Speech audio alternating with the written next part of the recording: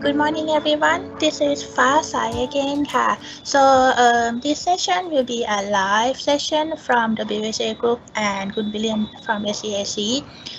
You can ask your question by sending the question in the Q&A box later when we have the Q&A session, and then Kun William will select and answer the question at the end.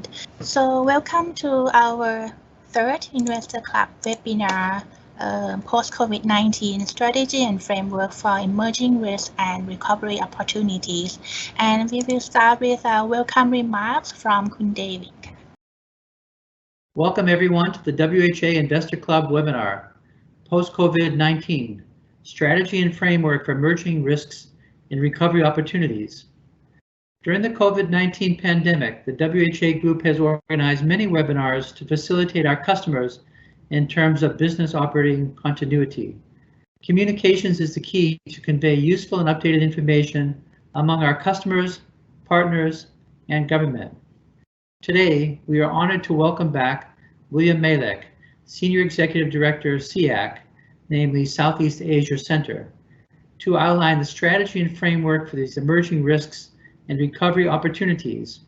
This is an interesting time for all of us to be prepared and ready for the upcoming challenges. There are 75 attendees today from WHA's manufacturers in Thailand and our friends in Vietnam.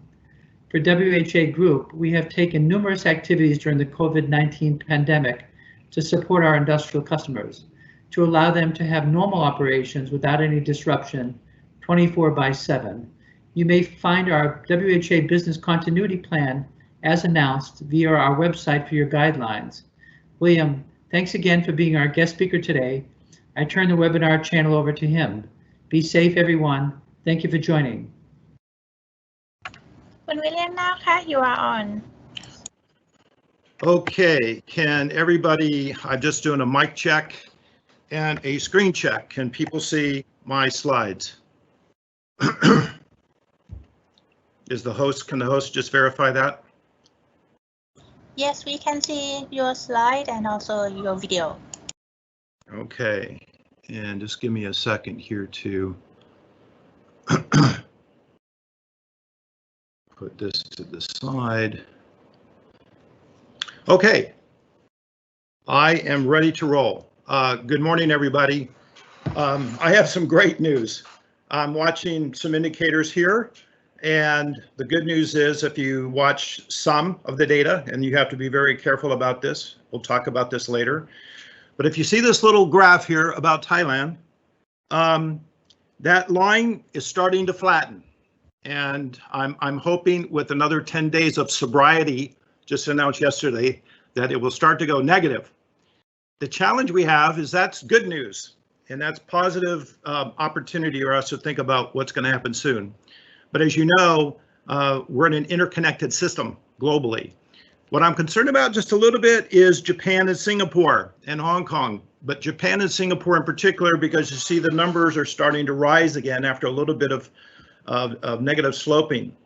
So this is just things that we're going to have to pay attention to. But again, I thought I would start with great news. At least some of the efforts are starting to show off. Now, again, data can be very dangerous in this time.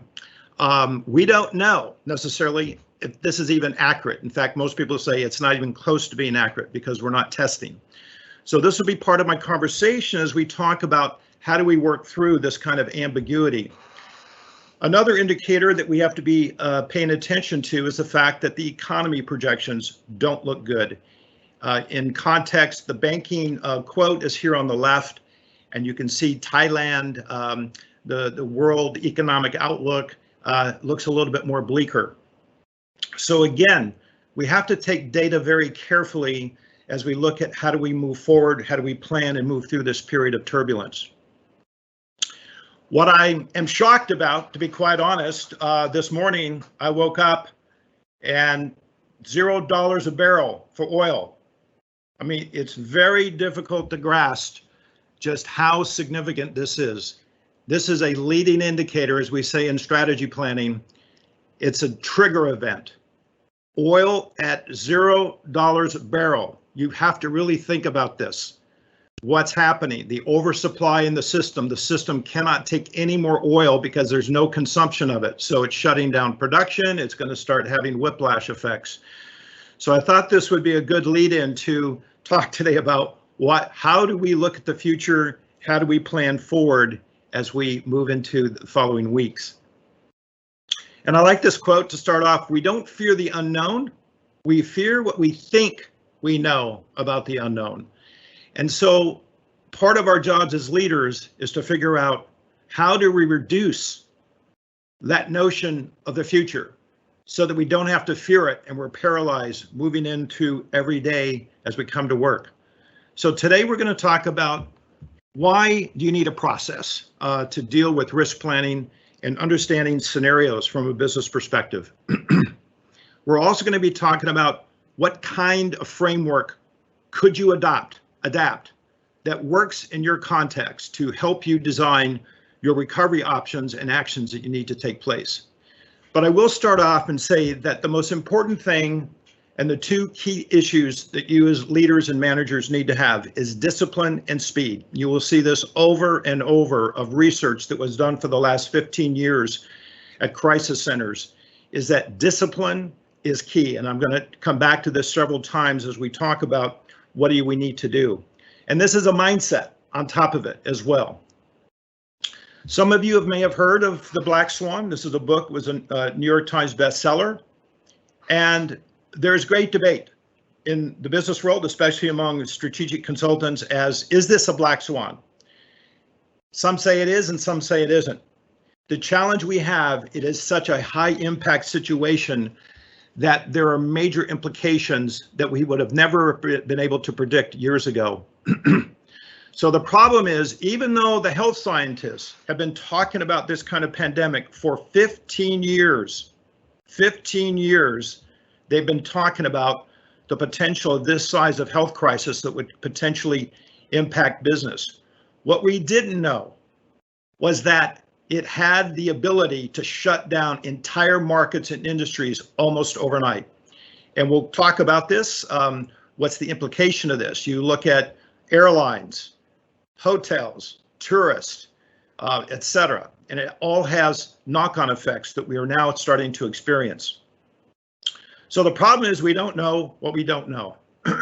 This is very difficult for executives in many cases who have prided themselves on their great 20 and 30-year journey, and all of a sudden we arrive today and we don't know what we don't know. It is very difficult to sort out how we're going to move, how we're going to act on imperfect information.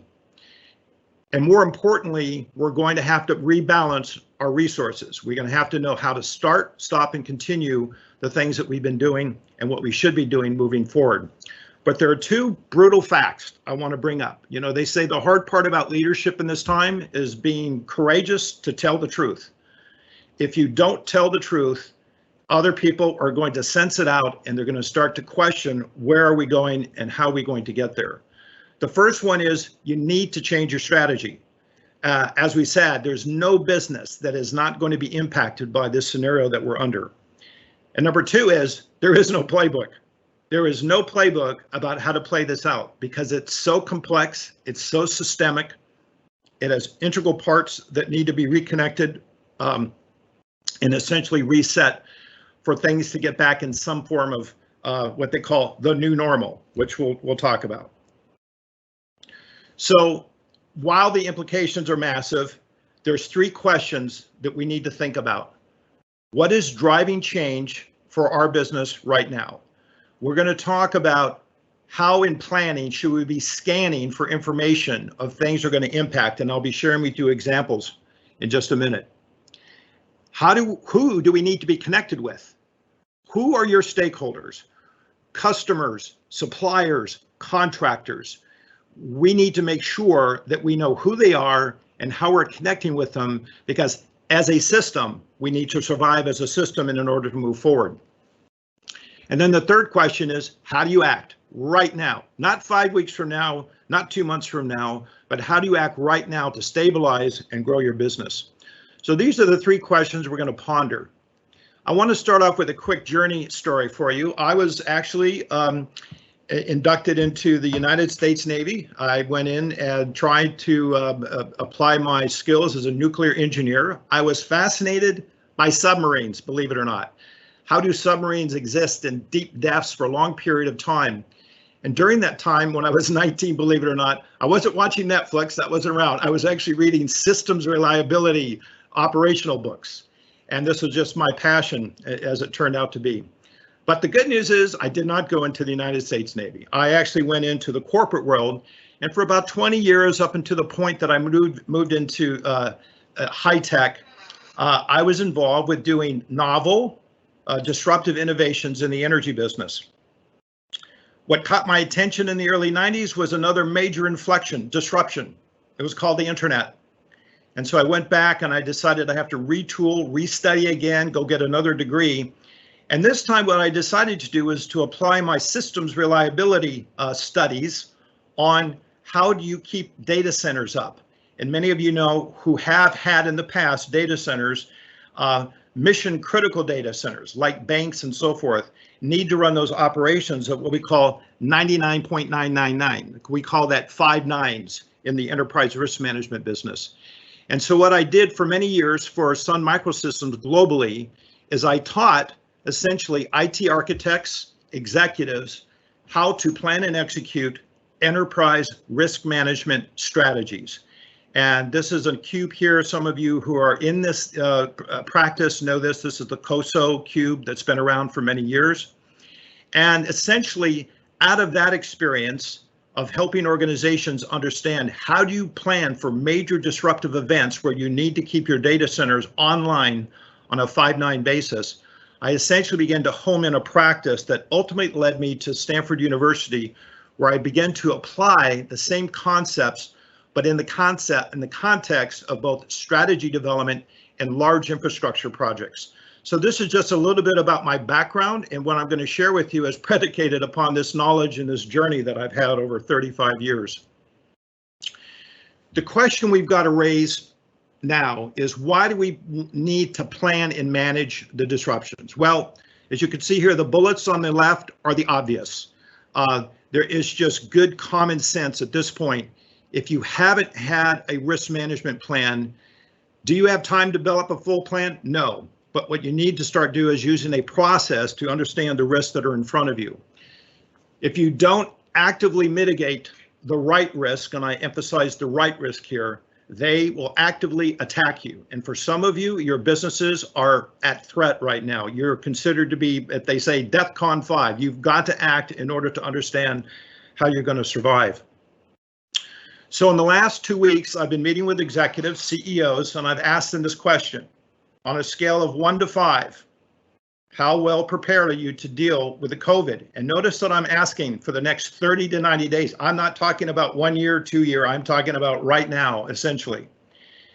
The majority have responded with 1 and 2. And we could do this poll, but I'm not, because we just have a lot of people online. But the point being here is that without preparation, we are subject to the potential issues of what's called single points of failure in risk management. And this is a professor at IMD. He also says the same thing, that based on research, that why organizations have become prone to failure is to a large degree is they haven't taken account very unlikely events. So if we have in front of us an unlikely event that we have never seen in 100 years, what do we need to do? So the first thing is we need to see multiple futures. So this is a practice that most executives have probably not been exposed to, because the world has been a constant incremental increase of growth over the last 20 or 30 years. Yes, we've had a blip. The blip occurred with the Tom Yong-gung crisis in 1998. We had another one in 2008 that had some implications. And now we see a different future emerging. From there, we need to look at choosing different directions and obviously taking new actions. So this is kind of the orientation that we need to have and we need to be thinking about in the context of planning our way forward. So if we use design, if we use innovation tools, I like to use this how might we statement to frame the problem that we'd like to look at. How might we respond rapidly to maintain continuity and to de-risk our operations to serve our customers now and in the future. This provides a great frame to understand what we need to do. Now, here's the challenge. All these things you see here on the screen on the left, scenario planning, disaster recovery planning, enterprise risk management, things that I was involved with, business continuity planning. These are all interrelated. These are all very specific practices that have been built over the last 30 and 40 years. The challenge we have right now is that because of what is called the Black Swans, a high impact, highly disruptive, unplanned event that we're now dealing with, these practices are pretty much to a certain degree obsolete. I haven't seen one firm that has a financial contingency plan that talks about the entire markets disappearing for a period of 30 to 90 days. This just hasn't occurred in the business world before. So what we need to understand is that we need to form what I say novel practices, things that you know about that you can use in order to move forward with. I like to call this kind of the new deck, if you would, for thinking about planning in times of disruption. So we're going to go through these as I continue the journey here. But the notion is we're in nonlinear. We're in nonlinear systems. And if any of you are engineers, you know this. So from a systems engineering perspective, nonlinear systems are out of control. You have to understand what are the elements of corrections to mitigate to get that system to the point that we'd like to have stability. We'd like to have that clarity and focus. But right now it's acknowledging that we're in this moment of turbulence. And we're in a moment of turbulence when things are very unordered. What they say with practices is that you almost need to invent what works for you. You cannot wait around for all these other practices and think that they're going to actually provide you quality decisions or a way forward. So we're talking about this novel approach in chaotic systems in order to move forward. So what I've done here and what I'm going to share with you is a workshop that's based on the integration of 5 management practices. The first one is strategic foresight, and it's asking 2 basic questions. What do we see externally? What should we look at internally? Probably the most important things that you need to be asking questions daily. Then we move to crisis management. Where are things going? Where can we go? And where might we go? In other words, there might be alternate possibilities of how you deal with the crisis scenario that actually might be positive in terms of opportunities arising. What do we have to do? And what could we do? Because risk management is about making choices on things that are critical for survival and growth. And then on the disruptive innovation side, we're going to talk about what should we do and are there things that we can create new? And we see many examples of this happening. It's quite astonishing. Ford has cut their car production and they've gone into ventilator production. So in some industries, there's brand new business lines that have emerged out of what they're doing, but they've made fast, rapid decisions on how to innovate with what they have. And then lastly, in execution, where it's all at this point, is how are we going to do this? How are we doing? And if it's not working, we got to change it, because in times of chaos, it's acting first and then changing, making corrections afterwards, but not trying to analyze things too much. So the notion here is that people will argue that we actually have a double black swan in motion. We have the virus and we have the economy. And there are many, many substantial implications to both of those in terms of our systems of order and certainty in the marketplace. So I'm going to share with you now kind of the framework. We talked about why. Now I'll spend the last 20 minutes talking about what.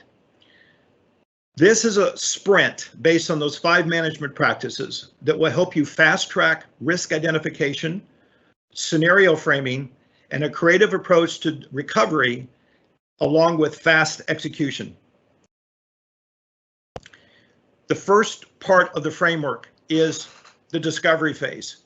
Clarify the current situation. I could share with you 5 hours of deep academic research, which I'm not going to do, which points to that one single point of failure for large catastrophic events with companies or large projects was due to the lack of situational awareness. So I'm raising this in terms of how critical this is early in the game when we talk about what do we need to do. We need to discover what is actually the current situation. And in this discovery phase, we also want to talk about what scenarios do we believe, not Thailand's government. What are the scenarios we believe for our business, our context, our customers, our markets are we acting under? And you'll see here that this is very, very important. How you have to be extremely contextual with how you look at your scenarios. The next part of the framework is about design. You have to design what options for each scenario that you choose and try to figure out quickly and formulate different strategies depending on which scenarios may or may not play out. Then you have to decide. You have to literally take action on those options, formulate teams, and then actually structure a system in order to deliver those projects. And some of these projects may be new, they may be completely out of the domain of the capacity of the organization, but there are ways to execute, and this framework will help size up how we do this. So what I'd like to do is just share with you, this is the overall framework. Now, obviously in 40 minutes, there's not a chance to go through this. I'll explain how I actually do this with other teams right now. First thing I do is there's 2 half-day workshops. The first half day is to actually go through this process. And you can see here the definitive steps. This workshop is based on a couple principles: fast, practical, easy to implement. If anything that gets too complex or overanalyzed, it isn't going to work because time is of the essence. So the notion here is to go through this process with your team to really identify to the point that you see here, the 2.3, which is the most important one, is for the executive team to make an executive declaration. And I'll show you an example of this in just a minute. The second day is about designing, deciding, and delivering. Now, believe it or not, the most important day is day 1. If you don't get day 1 right, this is a garbage in, garbage out exercise, and you can actually get yourself into more trouble if in fact the quality of the thinking isn't done well in day 1. So I've separated these two very specifically, and more importantly is to realize that the outputs of that discover phase become the most important part of strategy as we begin to design and innovate what options that we're going to take as an organization to move forward. So as I said before, situational awareness is critical. It's when we don't understand things, we begin to make up stories about what we think we know. And I like Mark Twain's quote here: it ain't what you don't know that gets you into trouble. It's what you know for sure that just ain't so. And so now what we need as leaders and executives is that we need collective intelligence. We need to make sure that our biases are being challenged, that the information we're looking at has been debated so that we can get a much better quality decision and understanding what are we actually looking at. And this is a quote that I love to always share, is that the eyes only see what the mind is prepared to comprehend. Our minds were not prepared to comprehend what was said in 2006. This is Larry Brilliant. He was a mastermind around helping to stop the smallpox epidemic. And he was stating this 14 years ago. We've got a serious problem that can have unthinkable consequences, but our minds were not prepared to understand just how big this was until today. So now as the mind has begun to understand this, the eyes can see differently in terms of what we're looking at. And this is why it's important to look at this notion of weak signals. And you'll hear me make a conclusion at the end that the most important thing I think many companies need to do right now is to assign 1 or 2 people in their organizations to be the signal watchers. And I'm going to show you both a process and some rules of engagement of how to do this effectively. Weak signals are going to happen all over the place. We just saw one major weak signal turn into a trend, which is oil is now at $0. It's just hard for the mind to comprehend this. But now that we see it, it's here. We now have to start watching for the trigger events that there will be a cascade of issues to deal with. The reason this is important in times of chaos is as these black swans are swimming, is that we cannot be in a zone of denial. If we go into denial, we are not going to be able to respond to the triggers and the signals effectively. So this is why I'm suggesting to a certain degree, one of the first things to think about, who in your organization can you give the delegated responsibility to right now, and this is full time for a temporary role, to start looking for data and signals in terms of what you need to be managing. Now, there was lots of questions that came in about what's going on with what industries, and I'm going to share with you a couple pieces of data that I have. This happens to be from BCG. And again, you have to be very careful with all data. McKinsey's got their own view. BCG, I could go through all the major strategic management consultants that are jumping in this big time because I guess they have nothing else to do. Their client base is a little bit caught in desperation or bankruptcy types of opportunities. But take a look at these. What they're suggesting is that you've got to decide what's our pathway to recovery. Is it a V? Is it a V, type 2 or type 3? Or is it the worst case scenario, type 4? Because based on the scenarios that you choose or think about, you've got to start planning for the potential forecast, if you would, that you and your team come up with. Not with BCG, not with McKinsey. This will be the kind of study and analysis that you need to do with your teams because they're very contextual given the systemic issues that we see here. But what is important as you begin to look at what scenarios you see is you have to look internally with respect to what risks do these scenarios bring up for you. In a very simple way, and I used to teach this at Stanford for very simple a tool, in enterprise risk management, you need to identify what the risks are. And I'm not talking about long-winded descriptions. I'm talking about maybe a sentence or two. And then you talk about high, medium, low. What's for likelihood of occurrence? High, medium, low. Potential impact, same. The key in all of this in times of chaos is how difficult do we think the trigger will be to identify what's happening? And then essentially you make a gut level call. What is the overall threat? So if these threats are very high to your business, these are the actions now that you want to start getting a risk response around in order to move forward. So your risk response strategy is not just about mitigating threats, but there also may be opportunities arising for some of you. And again, I'll show you an example here in a minute. You know, for online food delivery, I've started using TOPS and from the CP group and so forth to get food now. I've never done this, but I'm getting my groceries delivered. So there are some businesses that are expanding their business opportunity in the time that we see other issues being a high risk area. So opportunities and threats are actually intermingled in terms of how we respond.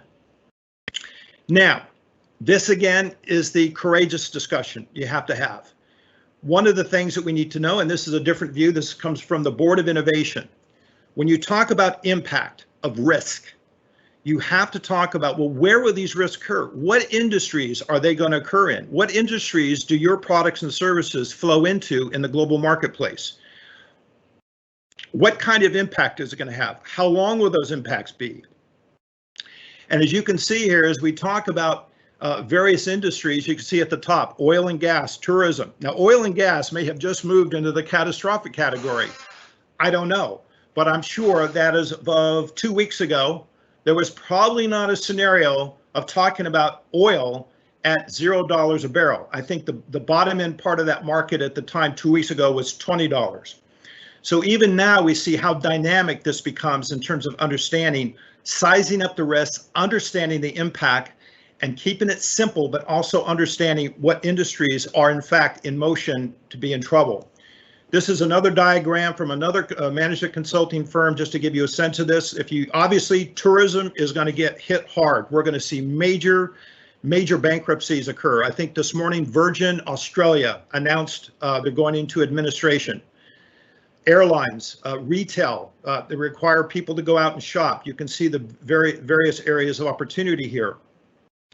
Automotive, obviously, many people, your clients of WHA are in this. And automotive is probably one of those areas that is ripe for major opportunities as well as managing the current risk moving forward. So once you understand the basic framing of the industries that you're in, you want to talk about what are your impact areas, what are your focus areas. You would prioritize these and figure out what are the actions that you should do in the various areas of your business. This again, in terms of impact, is just another view on the same concept of what industries are going to get hit hard. Now, if you look here, automotive, from a standpoint of people postponing decisions about buying automobiles because of their financial situation, the impact to the automotive business could be very high. You also see it, and we've already talked about it in terms of tourism and hospitality. And if you understand Thailand and just the sheer size of the contribution of tourism and hospitality to the GDP, this is a very serious issue that we need to think about. But we've got to get creative on how we're going to recover from this and innovate very strong possibilities for the future. So the challenge we have today is timing. 1 year plans, the 1 year operating plan, I don't even know what that means anymore. You know, in our business, we're going week to week. Today is no more than 30 days. In fact, many people argue that the best you can do now is 2 weeks. Plan, execute 2 weeks, come back, plan, execute 2 weeks in order to stay up with the rate of change that we see. I'm going to touch on one other issue here before we go into our questions. I'm going to talk about scenarios. Why should you be interested in understanding scenarios? Well, first of all, as you saw the impact grid, you would want to understand the assumptions around those scenarios. In particularly, what's going to be probable, what's plausible, and what's possible. This is kind of scenario planning 101. But the challenge we find now is that the impossible, or this notion of this won't ever happen. Major markets of airlines will never be shut down ever all at one time in the world. Well, that's happened. So now what we're dealing with is systems that potentially might collapse. And so what we have to do is two things, in my humble opinion. The first one is you need to get really centered on that very probable projected future, which we call the new normal. You have to sit down as an executive team in a structured process and figure out how will you define the story of this projected future, which we call the new normal. The second scenario you need to do is you need to either move up or you need to move down the cone. If you're going to move up, it's because you're in serious, there's a chance that you may not survive. You have to start looking at what could be the absolute worst possible situation and understand if these situations do occur, how would we act? Now, if you happen to be some of the winners on this, like food delivery and home food distribution and so forth, you actually might be at a point that you could actually start planning for a major transformation in your business. We see this with online video conferencing and so forth. The point I'm trying to make here is that you have to have at least two multiple scenarios based on the context you find yourself. What do we think is going to be our stable baseline in 30 days? What does that look like? And by the way, are we playing more towards needing to survive, or actually can we be innovating to grow in the context we find ourselves? Now, what's interesting, and I'm going to share with you a couple links here, is that this is free, by the way, and I really encourage people. There is so much free webinars and stuff going on, and very good quality stuff from Harvard, MIT, and I'm sure there's stuff going on Thai. I tend to look at the European and Western stuff primarily because it's in English, but there's some fascinating, very good, interesting conversations occurring about what are the new consumer behaviors? What do they look like? Well, since we've been at home and we've had time at home, it's actually altering how we look at things in terms of working at home, eating at home, etc.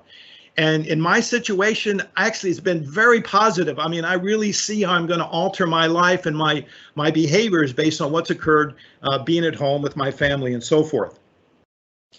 So knowing scenarios drives us to understand what are the implications of our customers. What might they be doing? What they might be doing less of, because what we're going to have to do is start taking some read and establishing some assumptions as to what the consumers are going to do as we recover. So as I said, this is just a simple template that I put together just for an example. Have two scenarios, time-based, and have a worst case and a best case scenario figured out for you.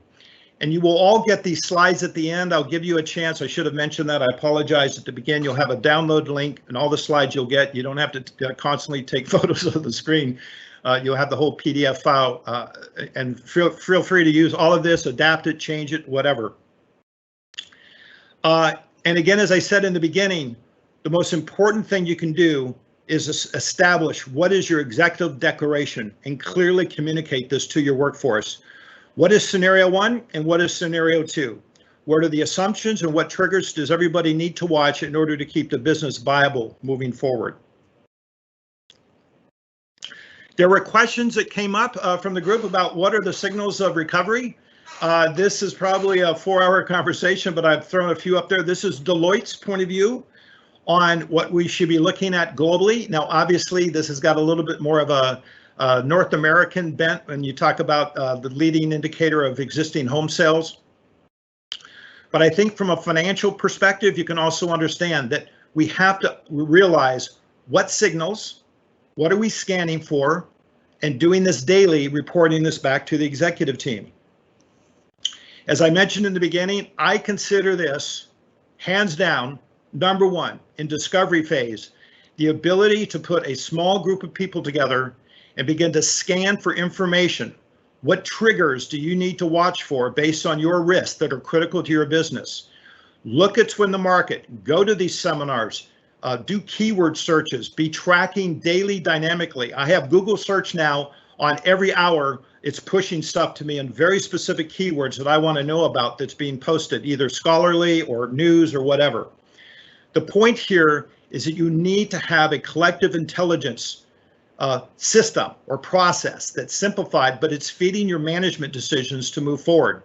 Now, some of you are connected with very large multinational corporations, and hopefully this is being done at the corporate layer, but I wouldn't make that assumption. And this is a very important thing to think about, because your business in Thailand and your operations in Thailand might be very different than Japan or China and so forth. Highly different. The context could be extremely different in terms of what assumptions or what actions that you need to take to move forward. So with this, I'm not going to belabor this, but if you went through a workshop with us, these are the kinds of benefits that you would actually achieve by working through this. And I'm moving through this quickly at this point because I'm more excited to kind of have a conversation with you about your questions. And again, you'll have all these slides at the end. I've kind of gone through a lot of this already.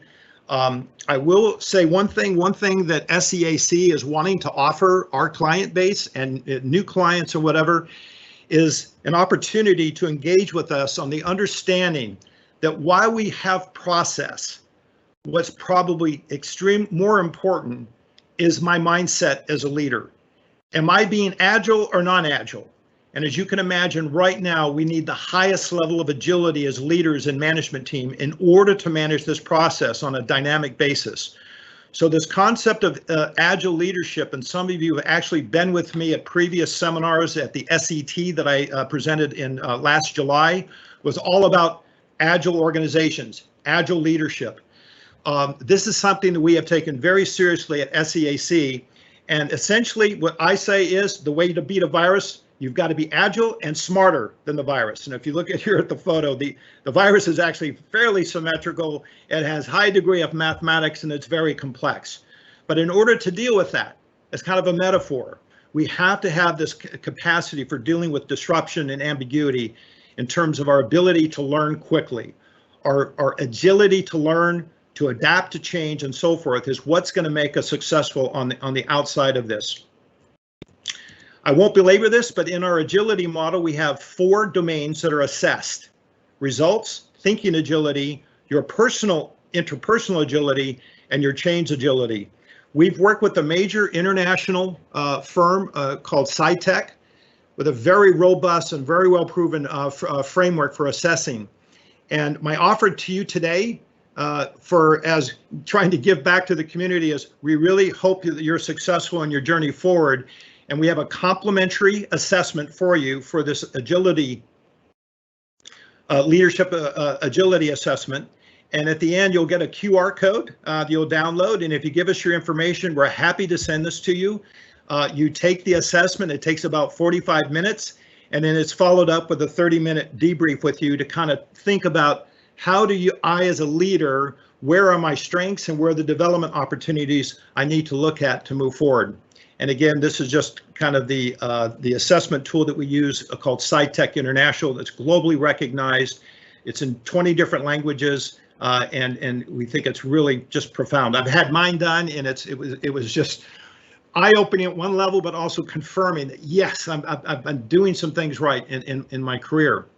So with that, I'm right at the spot now I thought we should be to stop and have some great Q&A. So I'm going to just do a couple things here.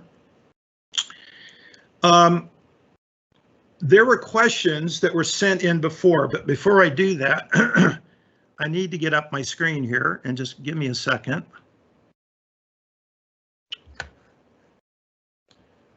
If you've had questions, I'm assuming, and I just need to get a little bit of help here, publish questions. Okay, so the first question is, can you get slides? Yes, and you'll get that when you you go to the QR code. That is here at the end of the presentation. I will give that to you, and you will get the slides. So I see at least one question in there at this point. So let me kind of share with you the questions that came up.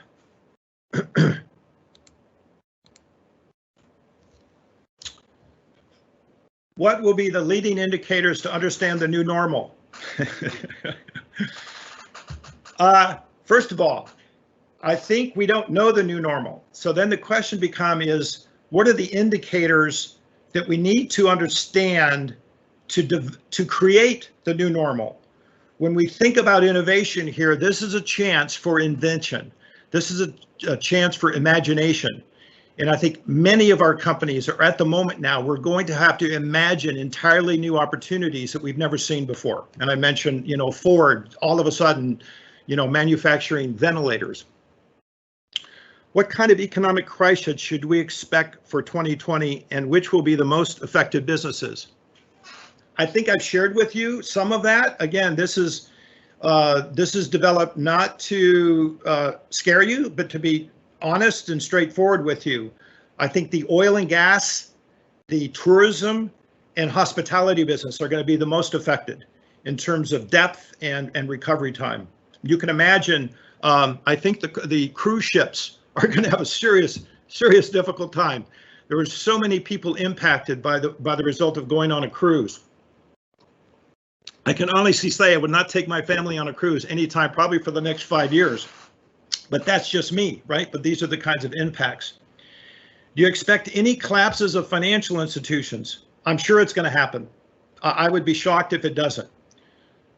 It could be some of the smaller institutions. It could even be some of the larger. They said some institutions weren't too large, or banks are, they're too big to not fail. Nonsense. In 2008, Washington Mutual was the largest bank failure ever in North America as a result of the 2008 crisis. There will be some. There will be some. How to prepare your business to restart operations. So hopefully you've seen my the COVID sprint that I suggested with you. My point being here is that you need a process. Chaos requires a process. If you just ad hoc this with no discipline, you're at risk. You're at risk. Some fundamental, simple process that's practical that helps keep your team together, trying to make sense making of the uncertainty and the irrationality we see behind us. Oil at $0 a barrel. How long is that going to last? Is that going to have a whiplash effect? Is it going to go right back up to 100 because the system is going to overcorrect and production goes out and all of a sudden we need it because of recovery? These are the kinds of things that we need to think about. Everyone realizes that the pandemic is becoming a once-in-a-lifetime issue. Have you seen or heard of any success stories and strategies? Well, I think even in Thailand, the one I'm tracking with just fascination is one of our clients, SEAC. They're manufacturing, literally,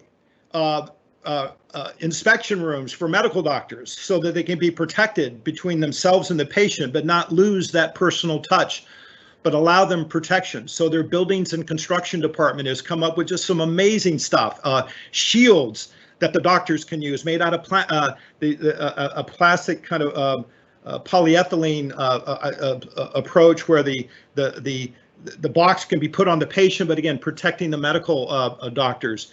To me, these are some of the success stories that we're really going to look at. And as I say, during disruption and crisis, innovation becomes a major opportunity, because that constraint of the disruption forces us to think entirely different about what we could do with what we have. What are the global and regional solutions? Especially for health, small and medium, that is a very big loaded question. You know, so first of all, I think it's going to differ literally by region, by country, etc. Here's where I think the government has to step up. There has to be some kind of relief, I think, from an economic policy to allow small and medium businesses to keep going. It's going to be very difficult, because many small enterprises, if you're running on a cash to cash basis every month, you're in trouble, right? You've got to get your cash system back up to 3 to 4 months at minimum. So they're going to need help, something the government can help us do. How will human behavior change? A lot. And I think we've already talked a little bit about that with the one graph I shared. What is the possibility to have the whole automotive cluster agreement? You know, this is a great question, and it's really provocative, and I really like it. And this is one thing I really think it's important. While we might have seen each other in a form of competition in the past, right now, we actually may need to share ideas with each other. We may need to understand what can be done in helping each other survive. Because if one of us goes down, it could be that there could be a longer a whiplash in the marketplace with respect to these implications. But sharing ideas and so forth, I think, is absolutely critical. Well, with the automotive outlook and disruption, your opinion? Again, that's a dangerous question to ask me. I used to work at Ford designing new natural gas vehicle systems when it was a brand new technology. And it was designed for disruption, and I never thought it would go off the way it has in all over the world. The challenge in the automotive business is the acceleration of electric vehicles now going to really get accelerated? I don't know. It's a big question. As you know, right now, Tesla in China has now become the largest car seller overnight because of its position in its super gigafactory that they built. Number 9 is a great question for a bottle of wine and a dinner when we get out of isolation. Do you think the governments are tackling this?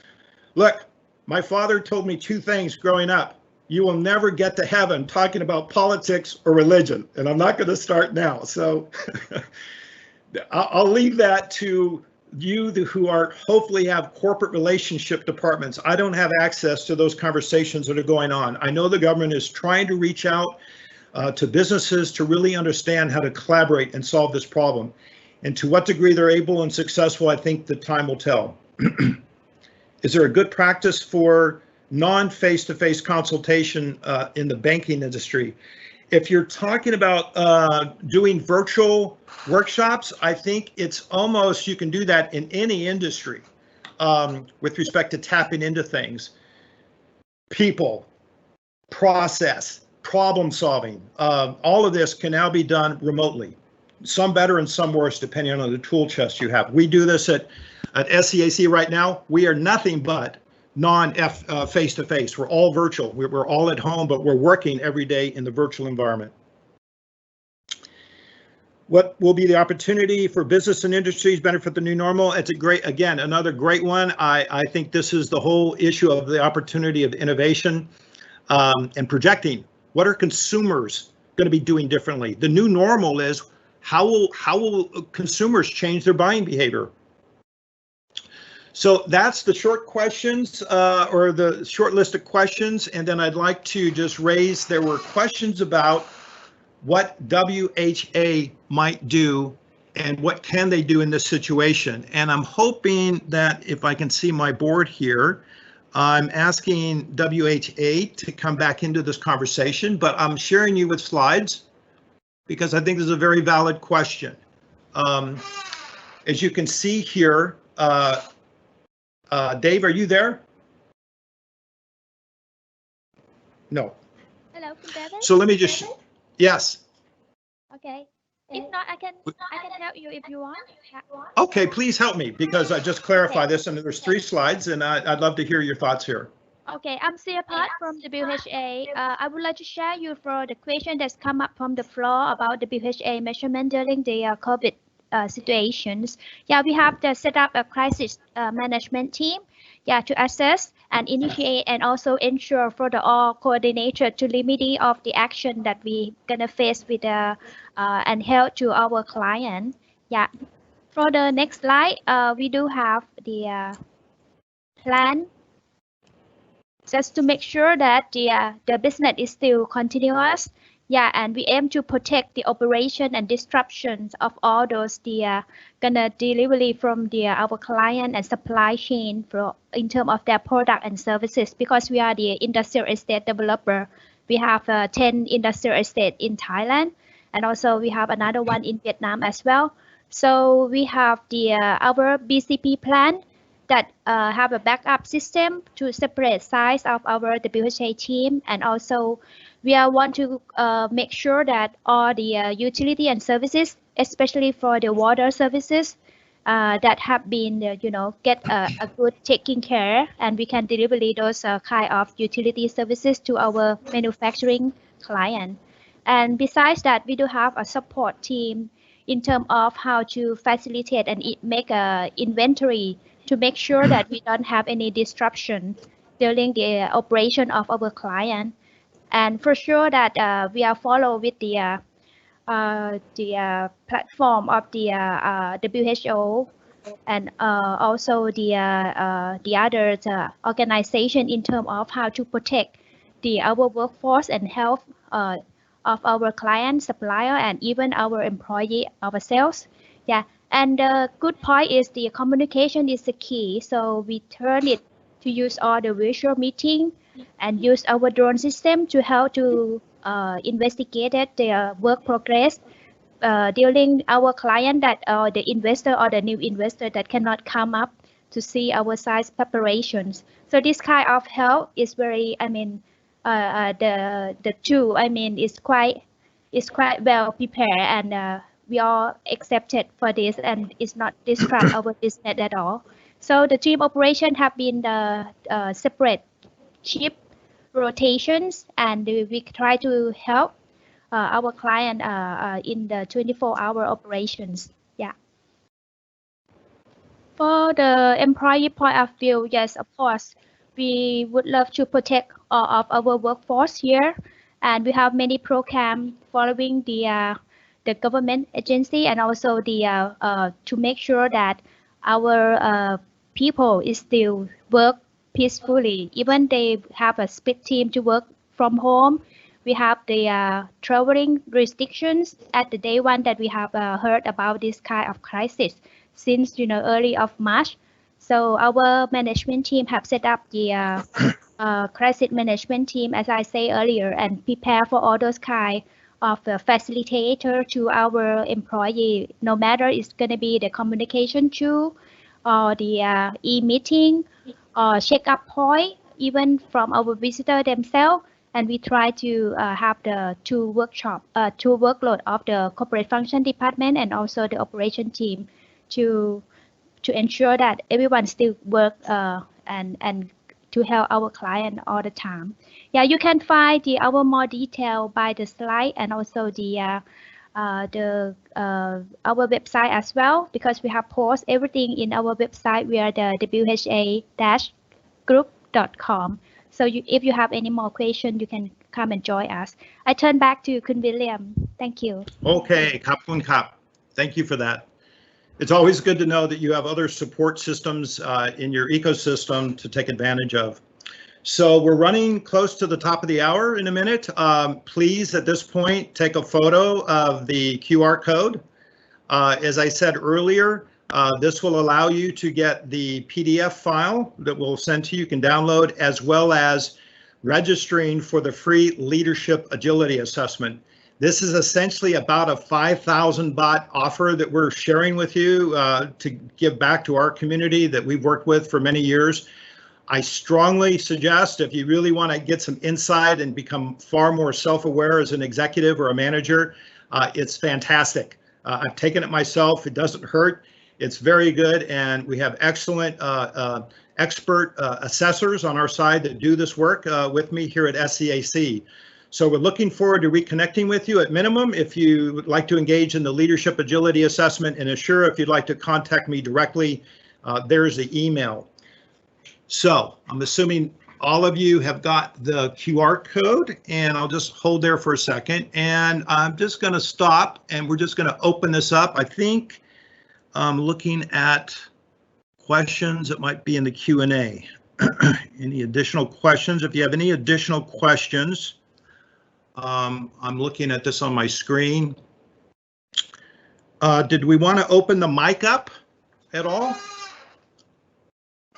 to the group, or did we want to stay in the Sorry, the audience won't be able to use the microphone and video, so they can leave the question in the Q&A box. Yeah. So, as I said, hopefully you are all taking a snapshot of that QR code. Again, if you provide the information, we'll send you the slides from today. And again, the leadership agility assessment, if you do decide to take it, it takes about 45 minutes. There's a small time section in it. You'll get the instructions when you send us your email. And then we will produce a assessment report that provides developmental opportunities as well as understanding where are you strength. And it's fascinating. I highly recommend it for executive in my executive coaching practice. This is one of the first things I do before I even start. So with that, we are right at the hour. I want to first thank everybody for attending. Thank you so much.